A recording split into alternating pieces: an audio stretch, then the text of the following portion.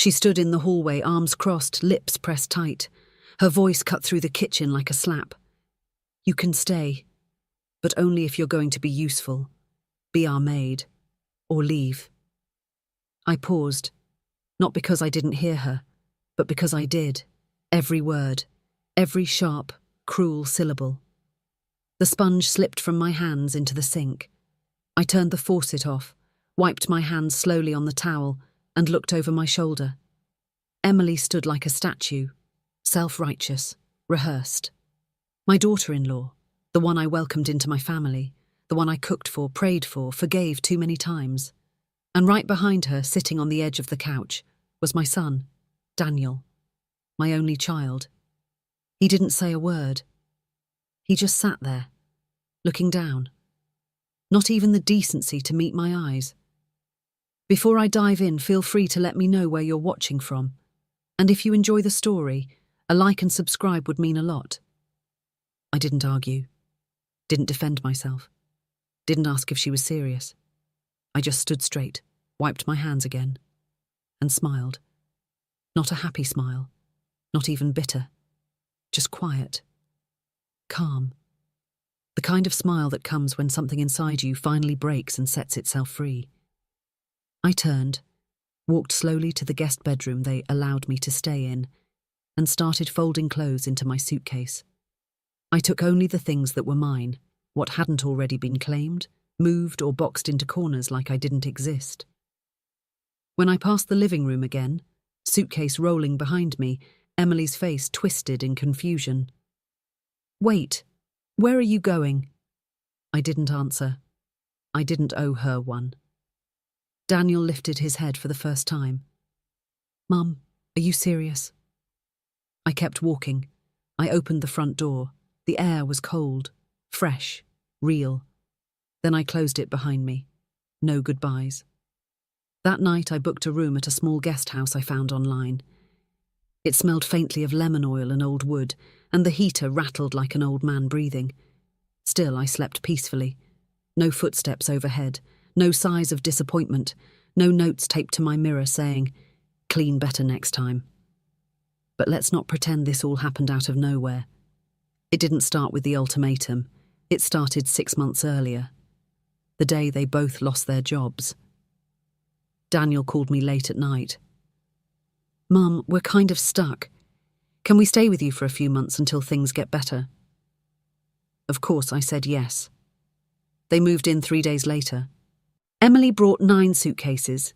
Daniel brought 2. They took the master bedroom without asking.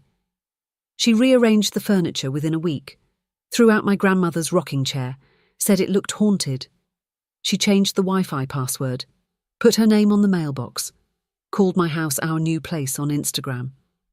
Still, I said nothing. I cooked dinner every night. I washed their sheets. I gave them space. They gave me silence. It got worse when the bills came. They were short on rent. Emily asked if I could chip in, for my own home. I covered the water, the power, the food. They said, "Thanks," and then asked if I could watch their dog while they went out. They didn't ask. They expected. I remember the first time I overheard her talk about me. She was on the phone with her mother.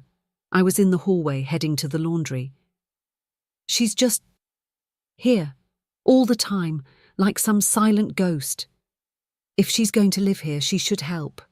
I don't want to feel like I'm babysitting a grandma." I stood in the hallway for a long time, holding Daniel's wrinkled shirt, my ears burning, my heart sinking. Over the next few weeks, I started noticing the notes, sticky reminders on every surface. "Please wipe stove after use. Don't leave lights on in the hallway. Don't leave dishes in the sink overnight." And the final one that broke me, "Please earn your keep." I never said a word. But something inside me changed that day. The day before the ultimatum, Emily asked me to vacuum the whole house before her friends came over. Then she called me the helper as a joke during brunch. I stood behind the kitchen door and listened to them laugh. I didn't cry. I didn't storm out. I simply folded the cloth napkins tighter, quieter. So when she finally said it, "Be our maid or get out," I was already packed inside, already gone. The words just gave me permission.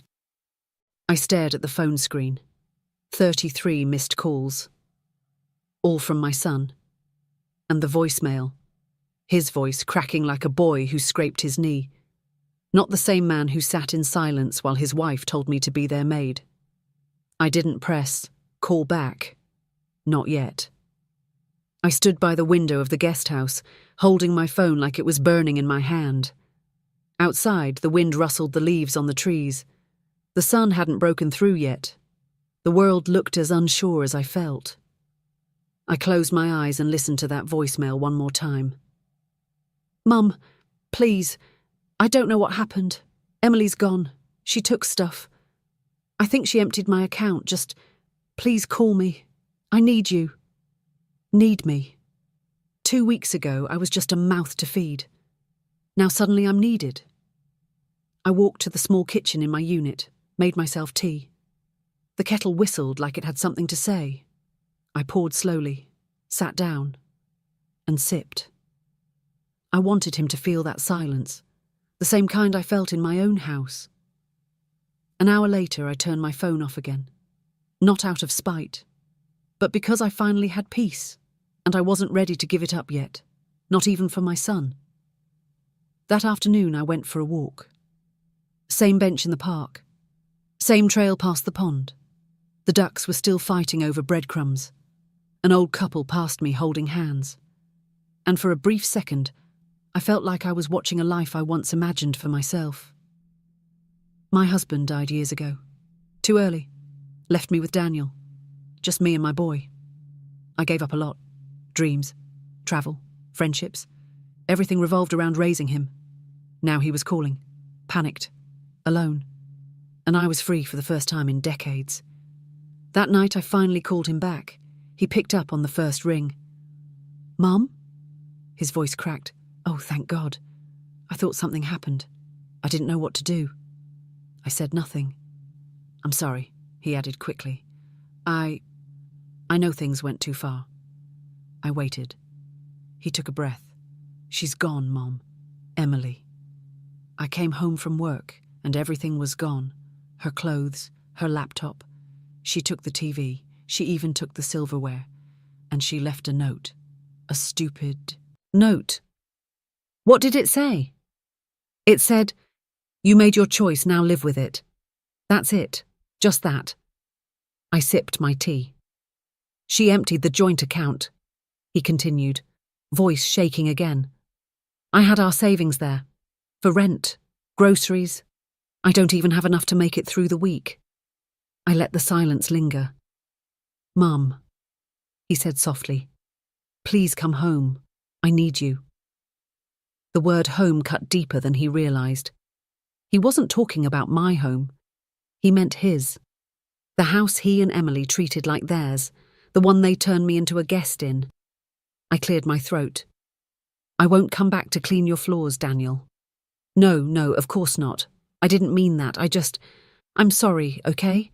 I didn't speak up when I should have. I let her treat you like a problem." "You didn't let her. You watched her." "I know. I was scared. I didn't want to fight with her. I thought it would settle down eventually." "Did you think that while I was scrubbing your bathroom?" Silence. "I was wrong, Mum. Please, can we talk in person? I'll come to you." "No," I said gently. "I'll decide when, not now." The next morning, I woke up to another voicemail. "Mum, I'm sorry again. I just wanted to say, I found something weird. A document Emily must have left behind. I think you need to see it. It has your name on it." That changed everything. I called Margaret, my old friend, told her about everything. She whistled. "Whew. That girl finally showed her teeth, huh?" "She's been showing them for months. I just didn't want to see." "You're better off now." "I know, but this document he mentioned, it has my name on it." "You think she was doing something behind your back?" I nodded, though she couldn't see me. "I wouldn't be surprised." "Come stay with me for a bit," she said. You don't have to face this alone. I've got the guest room and no one's going to make you clean a thing. I smiled. That sounds perfect. 2 days later, I packed again. This time, not with sadness, but strength. I left the guest house and took a cab straight to Margaret's place, a small home outside the city with rose bushes and an old wooden fence. It felt like my childhood again. Safe. Daniel texted me that evening. Can I bring the document over? I really think you should see it. I hesitated, then replied, Fine. Tomorrow. Noon. The next day, he arrived on time. He looked thinner, tired. He held a manila envelope in one hand and guilt in the other. I didn't let him in. I met him at the porch. He handed me the envelope. Found this in her drawer. It's a contract between her and some lawyer. I opened it slowly. My name was there, right at the top. So was the address of my house and a clause, giving Emily partial control over my property. What is this? She forged your signature, I think, Daniel said quietly, to file for ownership rights under common residency. My hands trembled. She was planning something, he added. She had the application ready. She just hadn't submitted it yet. I looked up. She was trying to take my house. He nodded. I think so. I sat down on the porch bench. Daniel shifted nervously. I didn't know, he whispered. I swear, she must have planned this behind my back. You let her treat me like dirt, Daniel. I know.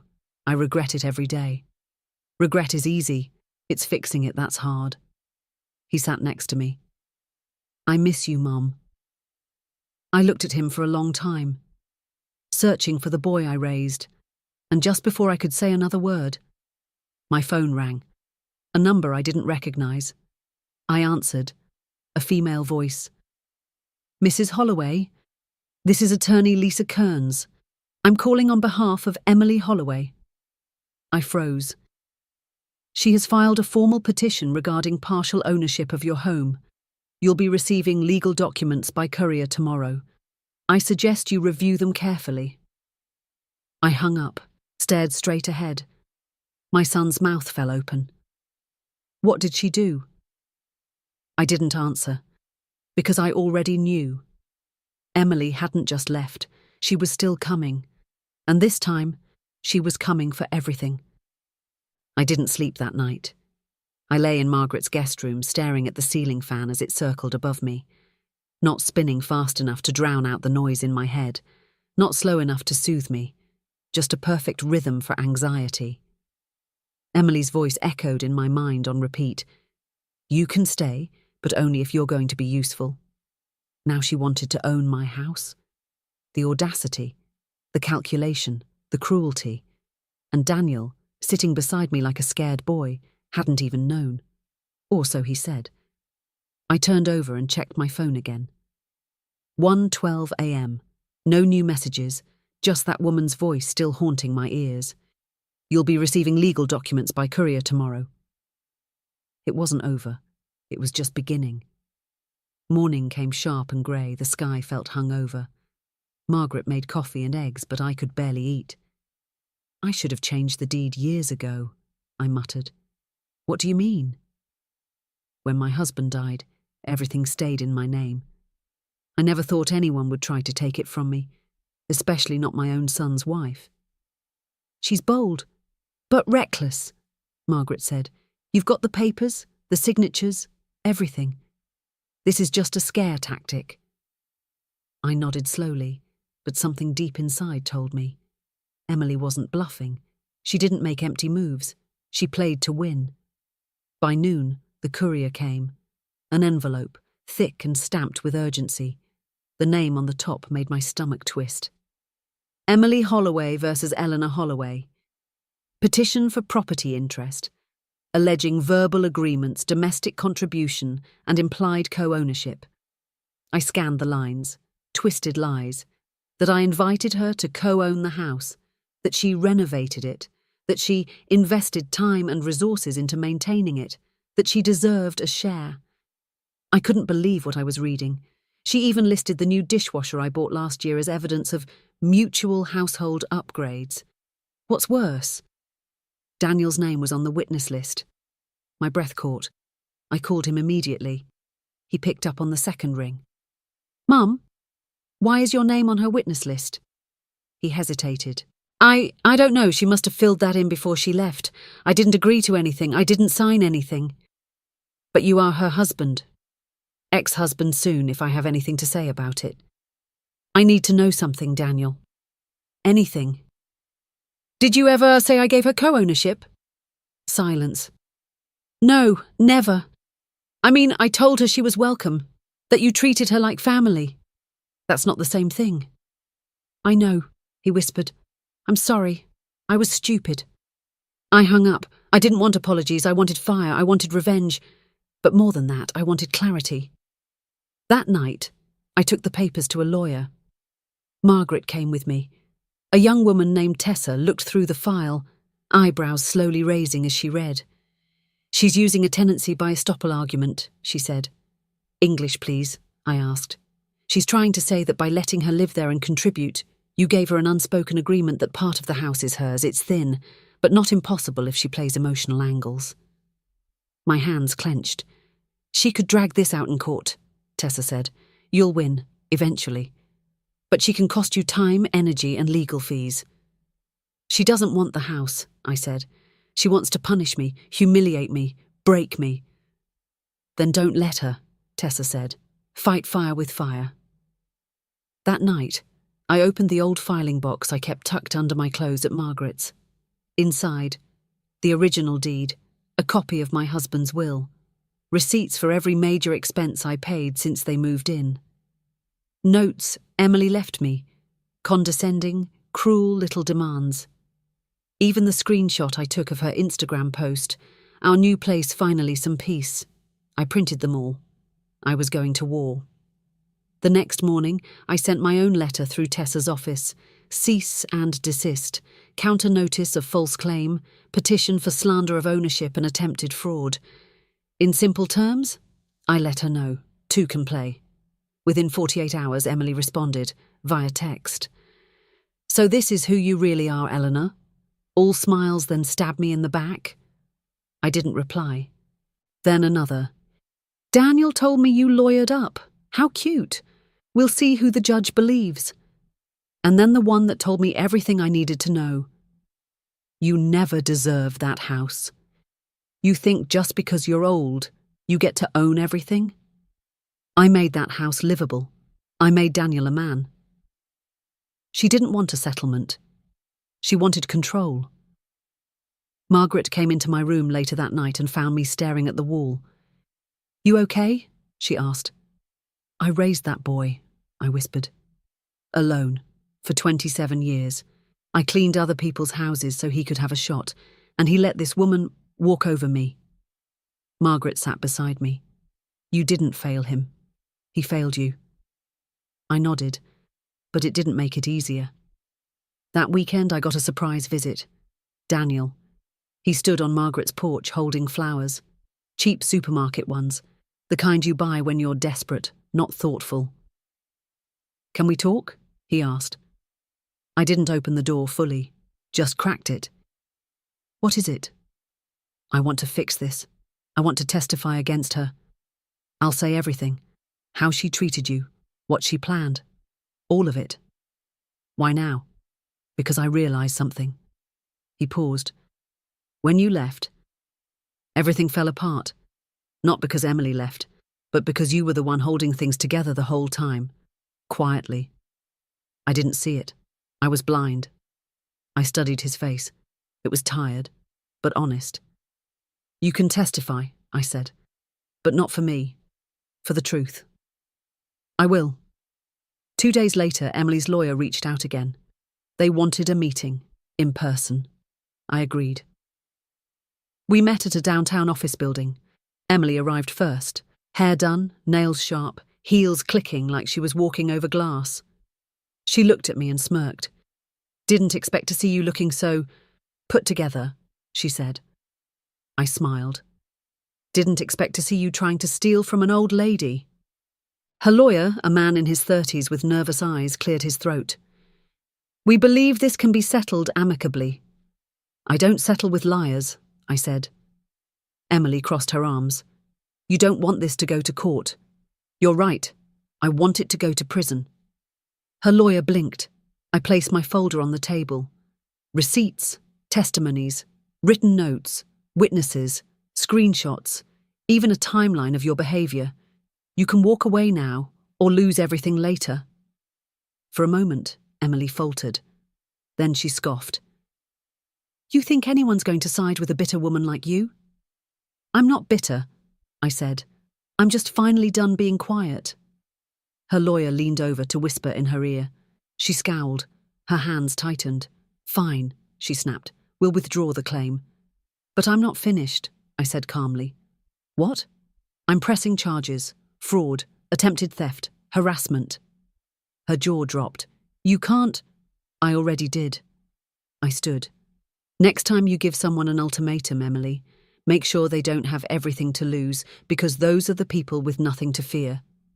As I walked out of that office, something lifted from my chest. I didn't just walk away from Emily, I walked back into my power. And as I stepped into the sunlight, my phone buzzed. A message from Daniel. "Thank you for showing me who she really was, and who you really are. I want to start over, as your son, if you'll let me." I didn't reply. Not yet. Because some wounds take more than apologies to heal, and some women, once silenced, don't go back to whispers. It had been 10 days since the showdown at the law office. 10 days since Emily folded under pressure, withdrew her false claim, and stormed out with that bitter twist in her mouth. 10 days of quiet, of breathing without flinching, of waking up in Margaret's guest room and not feeling like a burden. I thought the storm had passed, but I've lived long enough to know storms don't always end. Sometimes they just change shape. I sat by the window that morning, stirring sugar into my tea. The light came in soft and golden. I was almost tempted to believe things were finally settling, that maybe I could go home soon, that maybe Daniel was changing. He'd been calling more, dropping by with groceries I never asked for, leaving short voicemails like, "Just wanted to hear your voice," or "Thinking about you, Mom." It was nice, but trust wasn't like tea. It didn't steep in a few minutes. It took time, and even then it could still burn your tongue. Margaret walked in holding a padded envelope. Her face was pinched. "This just came for you." I looked up. "No return address?" She shook her head. "Dropped off by a private courier.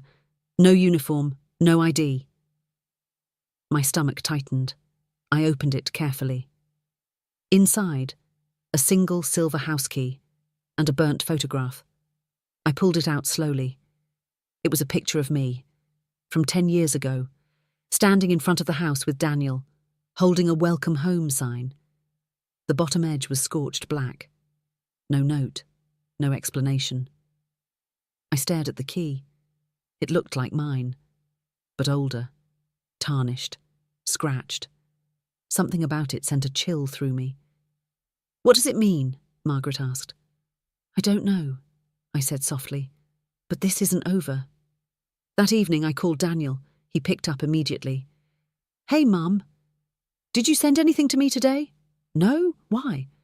"Because someone left a key and a photo of us, burnt." He went silent. "I swear I didn't." "That's creepy." "Do you think it was Emily?" "I don't know where she is." "You said she was staying with a friend." "She was," he said, "but now no one's heard from her. She's disappeared." That word, disappeared. It stuck in my chest like a thorn. "I don't like this," I said. "Neither do I." The next day I drove to my old neighbourhood. Margaret insisted on coming with me. We didn't go to the house, not yet. We parked down the street, where we had a clear view of the porch. It looked untouched, but something was off. The porch light flickered even in the daylight. A small box was sitting on the welcome mat. I didn't go near it. I called the police. A young officer came, took a report, and opened the box with gloves. Inside, a roll of duct tape, a cracked phone screen, and a single earring. Mine, from a pair I hadn't seen in months. The officer looked up at me. "Have you been receiving threats?" I nodded. "Not directly, but I think someone wants to scare me, or drag me back into something I walked away from." "Do you have enemies?" I let out a soft laugh. "Apparently, I have a daughter-in-law." We returned to Margaret's house. I locked every door, drew the curtains. That night I sat with the photo again, turning it in my hands. The edges smelled faintly of gasoline, and behind the burn marks, a scribbled set of numbers I hadn't noticed before. I held it to the light. They weren't random. It was a safe code. Daniel's old safe. The one in the garage I never used. The one Emily always kept a lock on. My heart raced. What if she'd hidden something? The next morning I asked Daniel to meet me at the house.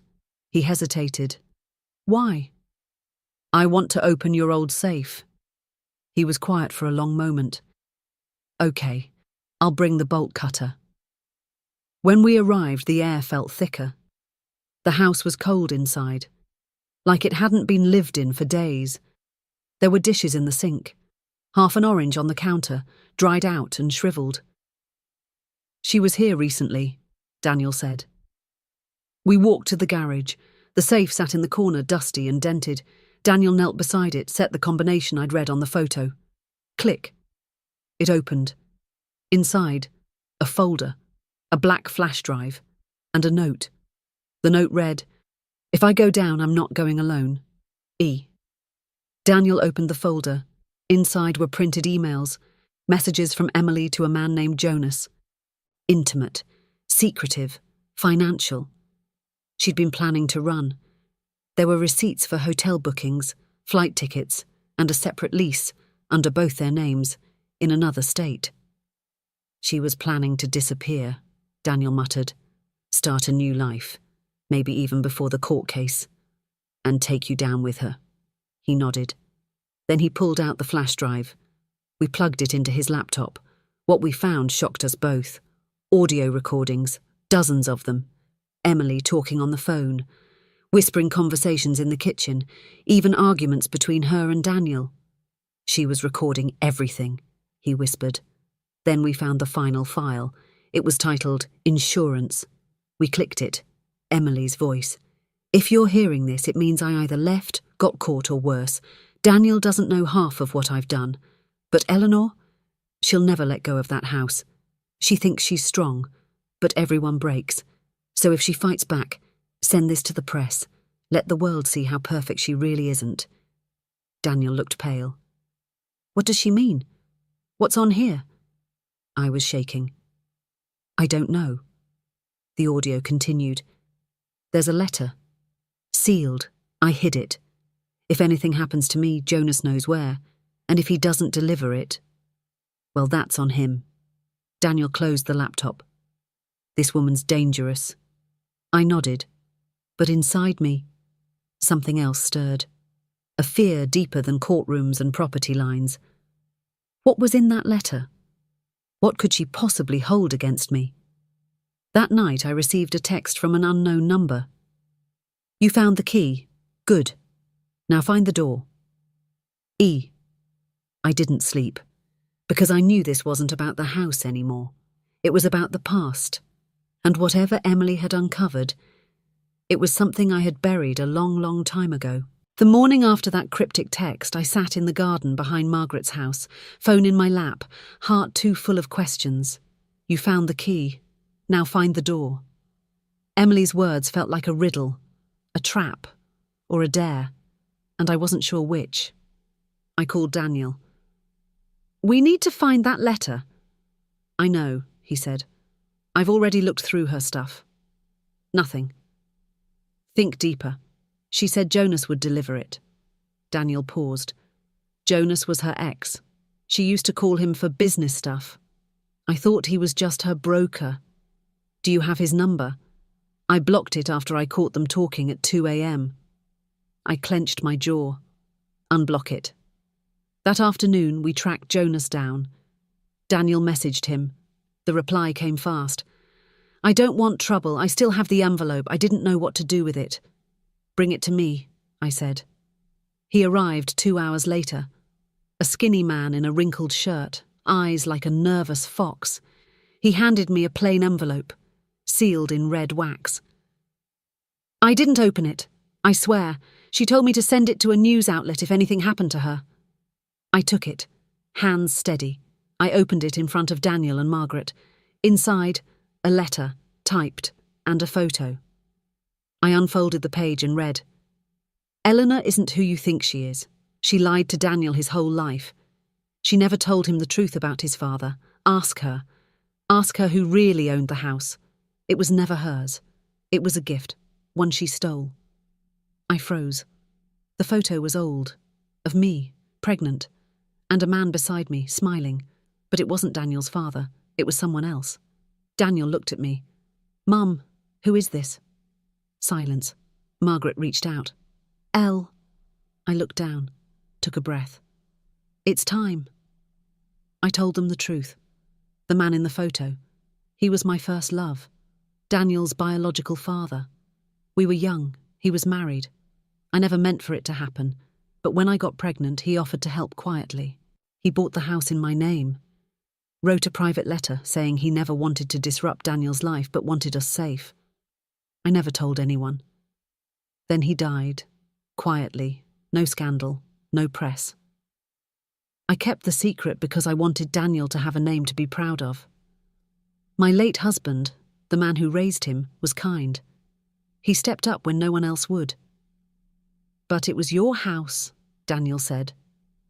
Your name is on it. Yes, I whispered. But Emily must have dug something up. She twisted it. She thought exposing your past would destroy your reputation, Margaret said. Typical. Daniel sat quietly for a long time. Then he reached for my hand. You protected me. You built everything from nothing. She couldn't take the house, so she tried to take your story. I squeezed his hand. And failed. Weeks passed. The case? Closed. Emily's fraud was recorded. She went silent. Rumours say she left the state. Jonas? Gone too. Daniel started visiting weekly, bringing coffee, fixing things in the yard. No more flowers. Just presents. Real, humble presents. Then one Sunday morning, I woke up to a call. Daniel. Missed it. Then another, and another, then more. I picked up the phone. 33 missed calls, and a final message. Mum, I know what day it is. It's been 2 years since you left that house. I'm standing here right now, alone, looking at the door you once walked through with a suitcase man dignity. I don't deserve it, but if you're willing, I want to rebuild this family. No more maids, no more ultimatums, just a mother and her son. Come home when you're ready. I didn't respond. I got dressed, picked up my suitcase and smiled. I walked out the door just like I had the first time. But this time, I walked toward peace, not away from pain.